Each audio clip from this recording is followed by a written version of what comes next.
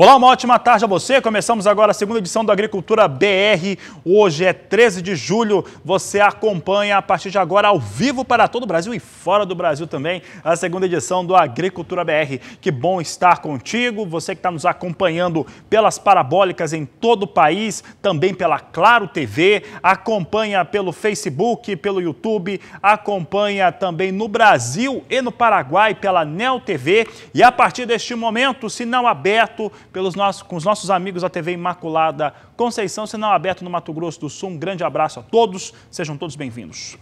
Começa o programa de hoje falando sobre carne. Falando sobre Ásia principalmente. Nós vamos trazer agora um levantamento feito pela Divisão Agro de uma das principais empresas de análise de risco do mundo. Mas eu gostei desse número aí.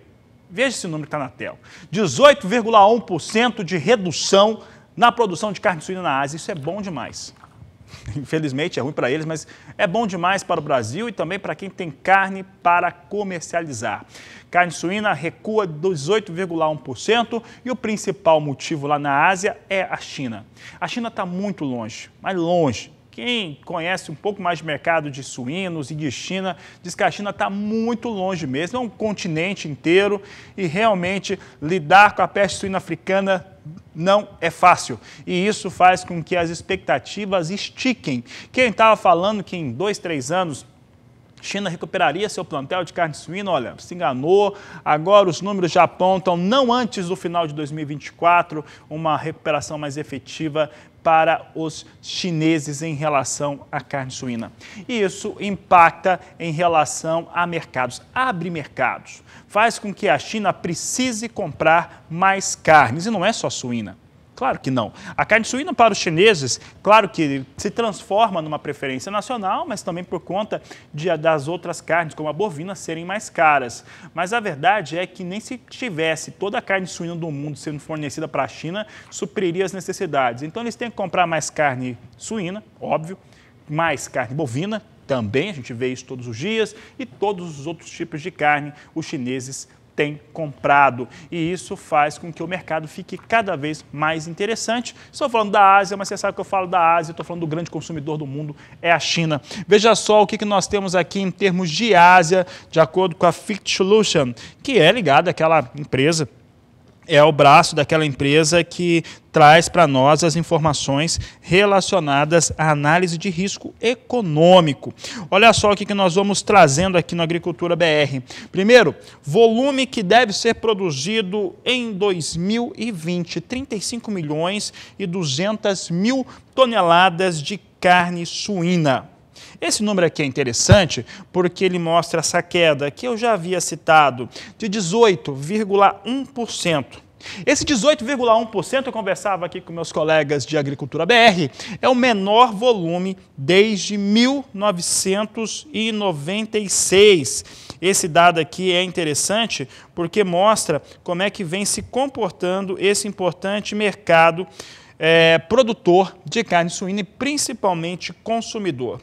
E se você acha que isso é pouco, é importante lembrar também que a China já vem de outra redução elevadíssima. Sabe por quê? Porque em 2019, o volume de carne suína lá na Ásia, ele já era reduzido em 20,9%. Então você sobe aí 20,9% mais 19,4%, você dá mais de 40% de redução no volume de carne suína. E aí as contas começam a aparecer de uma maneira mais clara. Ora, os outros países, como Coreia do Sul, que é um país bem mais sério, né? É um país de extremo desenvolvimento e com uma economia e política aberta, você sabe exatamente o que acontece por lá em torno do que se perdeu com a peste suína africana. Mesmo outros países mais pobres, como o Vietnã, por exemplo, se sabe, se tem números precisos. E esses números aí acima de 40% dão conta que o peso maior, sem dúvida, é na China. E a China perdeu realmente mais de 50% desse rebanho. De acordo com a Fit Solution, está aqui o relatório deles, eles só vão conseguir recuperar esse plantel lá no final do ano de 2024. E olha lá.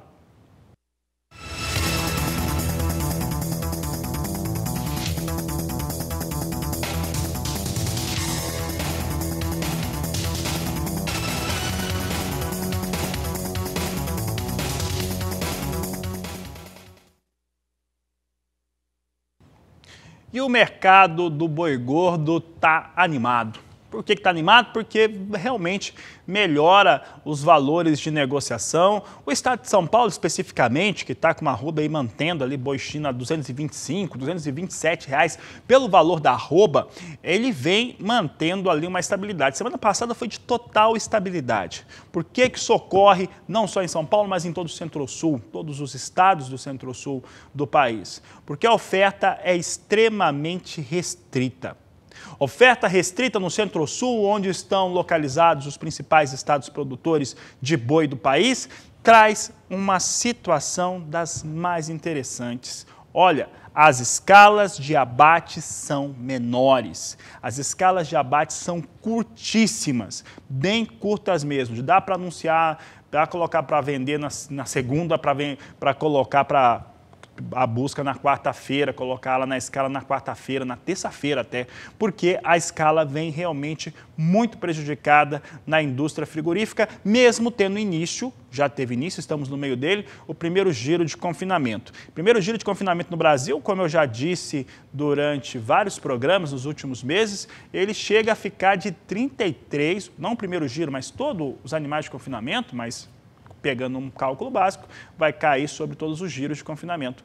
Vai ter uma queda aí de 33% até próximo a 40%, dependendo da fonte de informação, em relação à oferta de animais confinados, que acaba trazendo alguma estabilidade para a indústria, principalmente para atender alguns clientes. Mas o fato é que o boi gordo mantém estabilidade de preços no estado de São Paulo e se elevou nos demais estados do Centro-Sul do Brasil por conta de uma oferta extremamente restrita. A verdade é que não existe boi pronto no Brasil.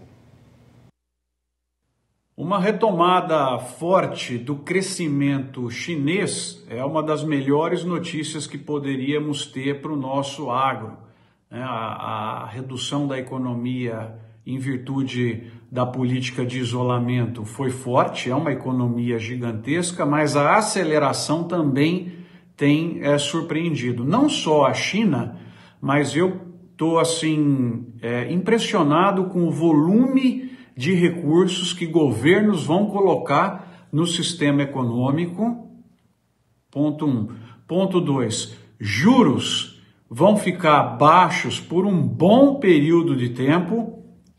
Essa mistura vai trazer uma perspectiva de investimento bastante forte.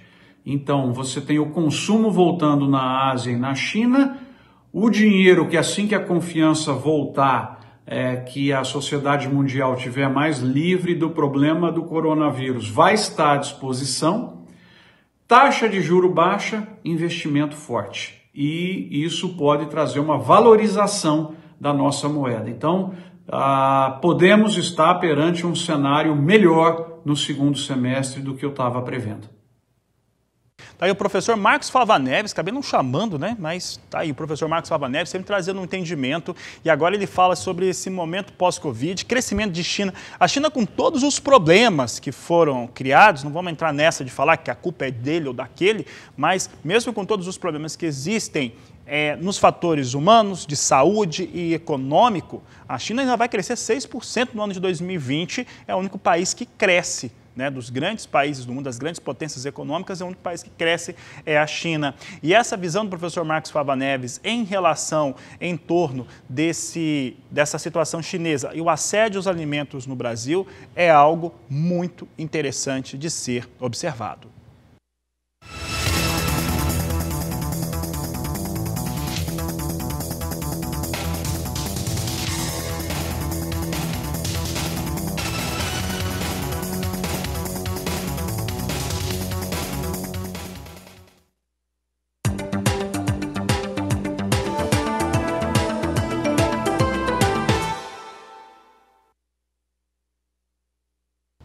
Vamos falar de soja agora. Eu começo falando sobre o mercado físico da soja. Soja dispara no Brasil, mantém valores, a disputa pela oleaginosa é grande. O Brasil tem importado soja? Tem, amigos. Continua importando soja porque está faltando soja já dentro do Brasil. A expectativa não muda em nada. Nós vamos ter o menor estoque de passagem da história. É isso mesmo, o menor estoque de passagem da história aqui no Brasil, entre a safra 19-20 e a 20-21. Talvez dê para 1 dia e meio garantido de consumo, mas talvez nem isso até dezembro. Vamos dar uma olhada então nos valores praticados no mercado físico. Você acompanha comigo o que acontece em Uberlândia, Minas Gerais. Em 10 de junho, o valor estava em R$ 95,00 a saca de 60 quilos. No dia 15, R$ 97,00. 22 de junho, R$ 104,00 a saca de 60 quilos. No dia 1º de julho, esse valor sobe, já toma outro patamar, R$ 106,50.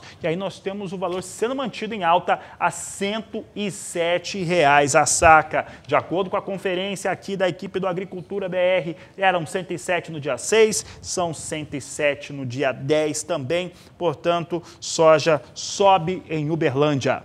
No interior de São Paulo não é diferente, sobe também. Vamos dar uma acompanhada agora na Praça de Ourinhos, no estado de São Paulo. Olha como é que vem a situação de preços. Também praticamente sai no mesmo patamar. Dia 10 de junho, R$ 97,00 a saca de 60 quilos. No dia 15 do mês passado, R$ 99,00 por saca de 60 quilos. Dia 22, R$ 106,00. Dia 1º de julho, R$ 109,00. Dia 6 de julho, R$ 109,00. Nesse último dia 10, olha lá, R$ 110,00 por saca de 60 quilos. Os números vão acelerando com soja, principalmente por conta da disputa de preços. Isso dá para se dizer que acontece com soja. O mesmo fundamento também ocorre com o milho. Não tem, neste momento, como se fazer... Na verdade, não existe mais soja barata no mundo. Soja encarece para o comprador, talvez nem tanto para o importador chinês, por exemplo, que a soja brasileira continua com um preço muito competitivo com o dólar da maneira que está. Mas, de qualquer maneira, soja vai remunerando muito bem a cadeia produtiva interna e isso faz com que a comercialização suba muito e a indústria precise ao melhorar suas ofertas no mercado interno e é o que nós estamos vendo acontecer no Brasil.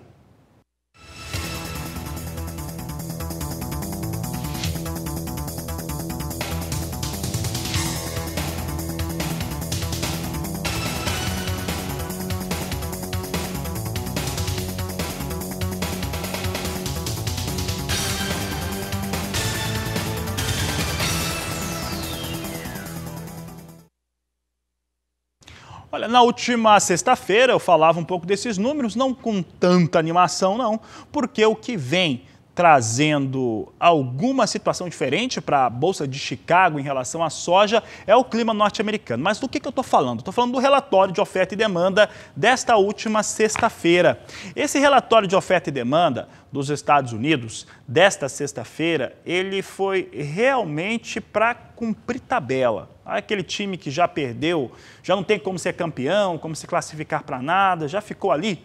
Então, aquele relatório foi para cumprir tabela em relação à soja. Ele não traz alterações expressivas ou medianas que fossem em relação ao que acontece com soja nos Estados Unidos e no resto do mundo. E para os norte-americanos, eles ajustam alguma coisa ali em relação à definição de áreas. O que realmente tem feito diferença por lá é o clima, como eu já disse. Vamos dar uma olhada então como é que ficaram os números para a oferta norte-americana de soja na safra 2020-2021, estimada em 112.540.000 toneladas de soja a serem produzidas. Você tem aqui os números que foram estimados, como eu disse, aí a produtividade norte-americana com 55,81 sacas, é um bom nível de produtividade para os norte-americanos. Temos também uma área plantada revisada de 33,91 milhões de 33,79 milhões de hectares para 33,91 milhões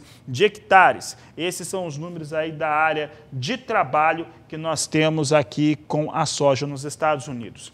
Quem se elevou com essa melhora de produtividade, ligeira melhora de produtividade, área também um pouquinho maior e uma produção estimada maior, foram os estoques finais. Quem aumenta são os estoques finais, que subiram de 10.750.000 toneladas para 11.570.000 toneladas. É isso que aconteceu. Portanto, o que nós temos é 1 milhão de toneladas a mais de soja estocada nos Estados Unidos no final da safra 2021. Essa foi a diferença por conta desses números que eu mostrei agora. Produtividade ligeiramente maior, uma área um pouco maior e nada mais.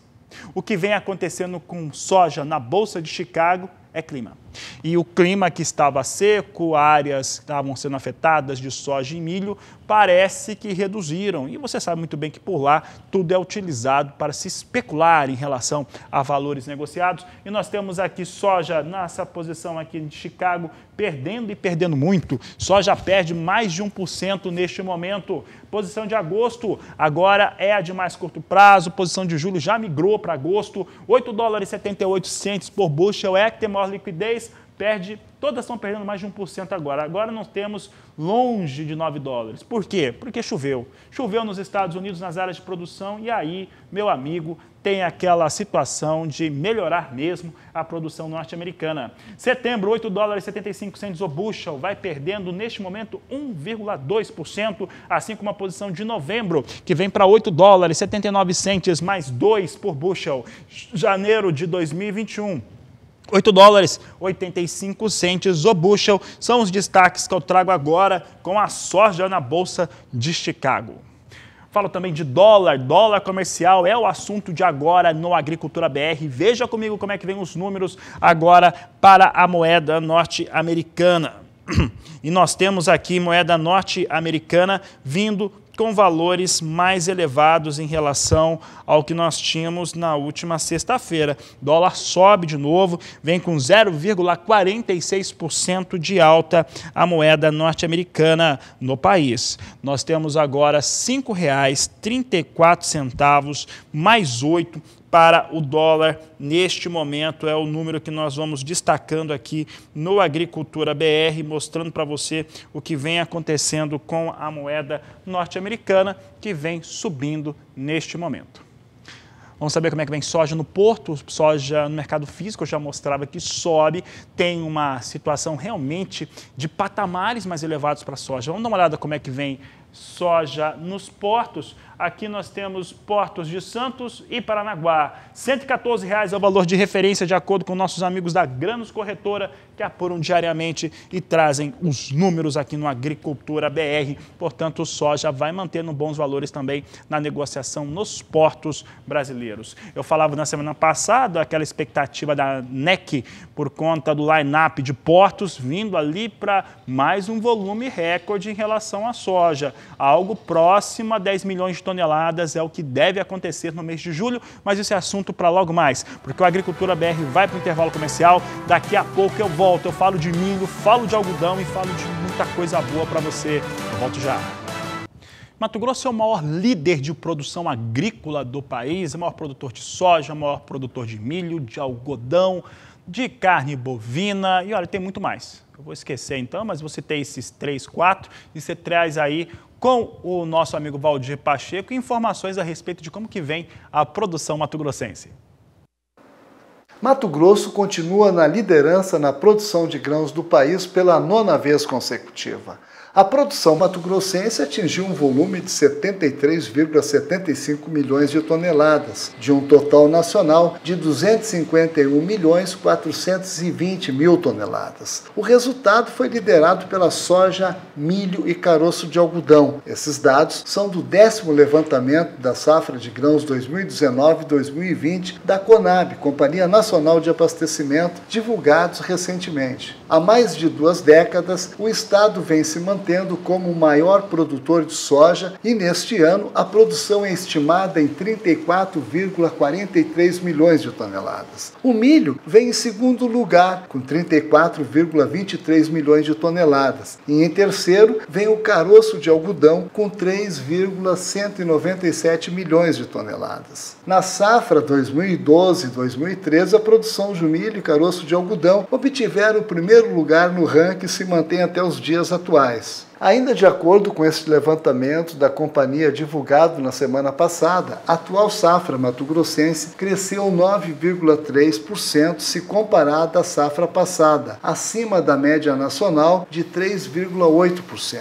Soja foi de 9,2%, superior à média nacional de 5,1%. E o milho, como cereal importante para a produção de proteína animal, foi de 9,3% contra 0,5% da média nacional. Mato Grosso vem se mantendo na liderança desde a safra 2011-2012, superando a partir de então o estado do Paraná, que era o maior produtor do país. Já na produção de soja, a liderança começou bem antes. Foi a partir de 1999, quando o estado produziu 1,3 milhões de toneladas a mais que o Paraná. Atualmente, nesta safra, a diferença é de 14,66 milhões de toneladas. Já na cultura do milho, a liderança é mais recente. Iniciou na safra 2012 e 2013, quando o estado assumiu o título de maior produtor de grãos do país. Mais uma vez, ultrapassa o então primeiro colocado na época, o Paraná, em 2,25 milhões de toneladas, mantendo hoje uma diferença de 19,3 milhões de toneladas. Agora, a produção de caroço de algodão é a liderança mais antiga, que iniciou na safra de 1996-97, com 175 mil toneladas e 15 mil toneladas acima do estado de Goiás, na época o segundo colocado no ranking brasileiro. De Sinop, Mato Grosso, Valdir Pacheco.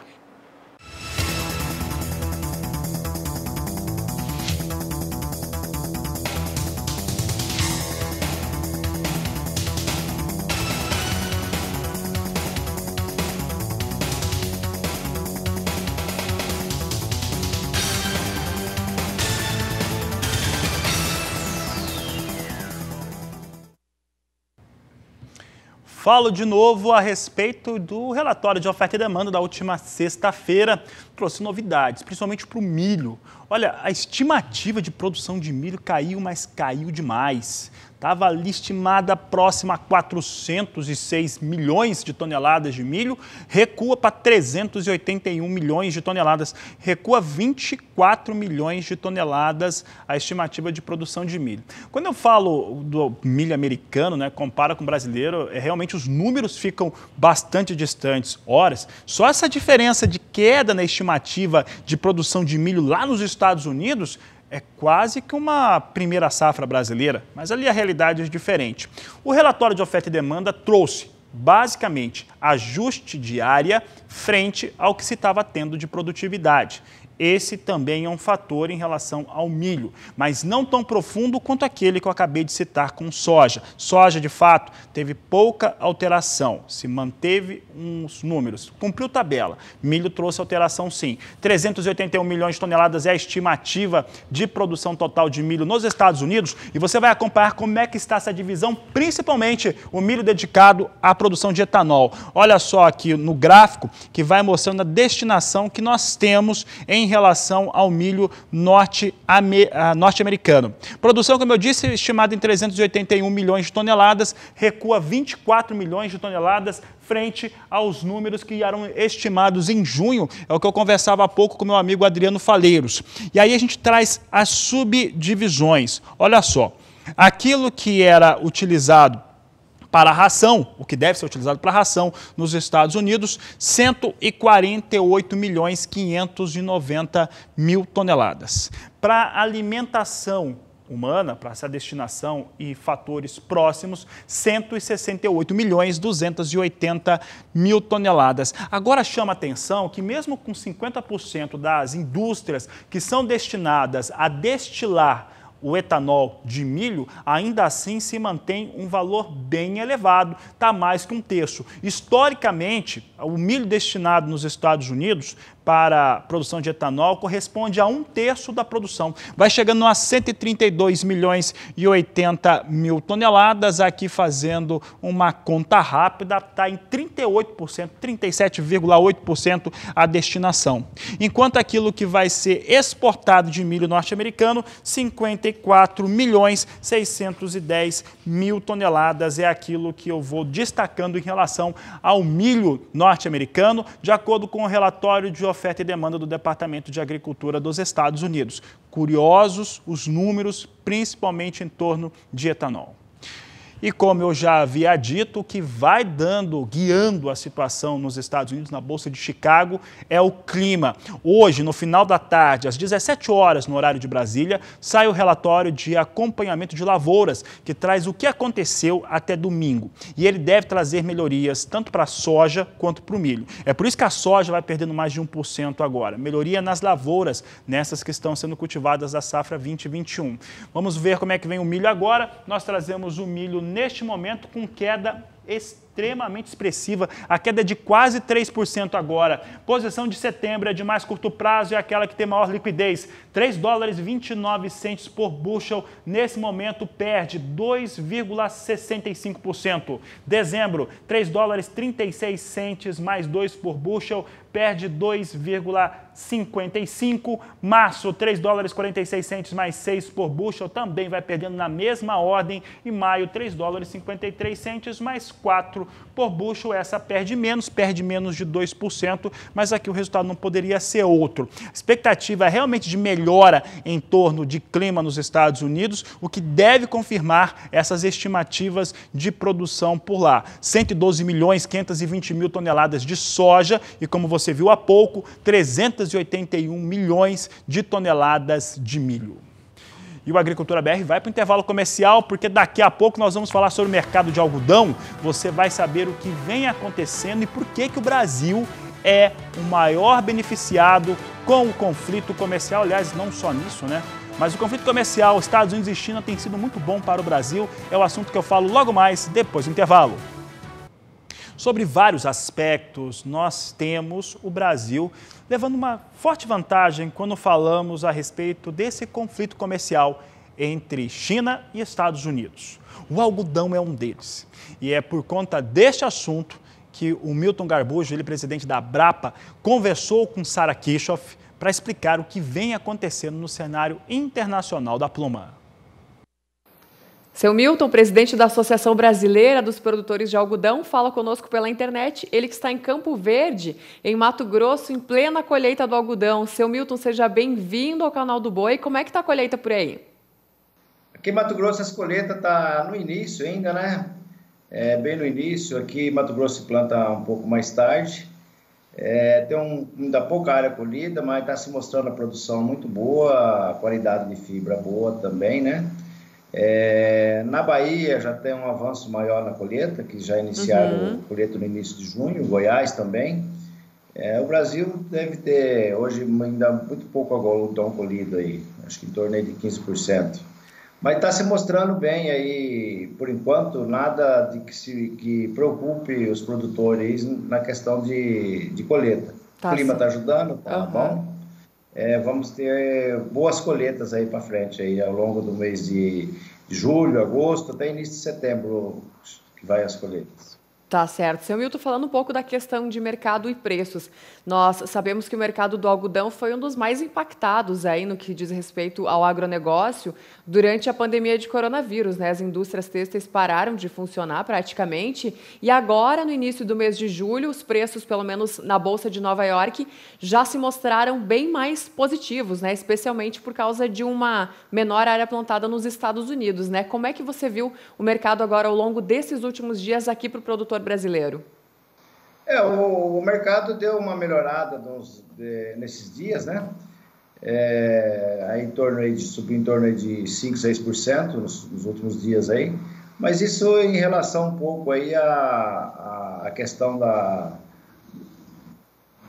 conversa, da negociação entre os dois, o governo brasileiro e o governo americano, e também a divulgação do SDA, que os Estados Unidos reduziu praticamente quase 1 milhão de hectares, e isso fez com o mercado desse uma melhoradinha, uma andada. Mas, assim, não basta também só Nova York estar subindo, mas também a gente tem aí os bases, que são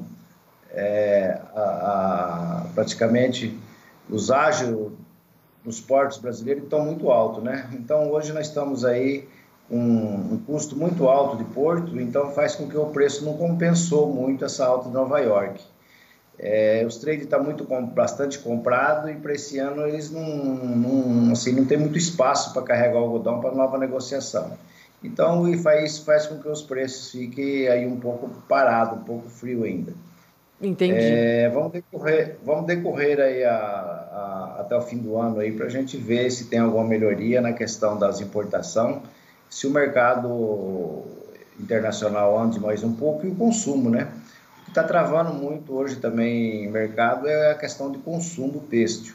Com essa pandemia aí, com esse isolamento social aí, faz com que o varejo, o produto acabado no varejo também fique sem compras. Sim. E faz com que também as indústrias também fiquem aí sem ter jeito de trabalhar. Elas podem produzir, mas não tem onde colocar o produto.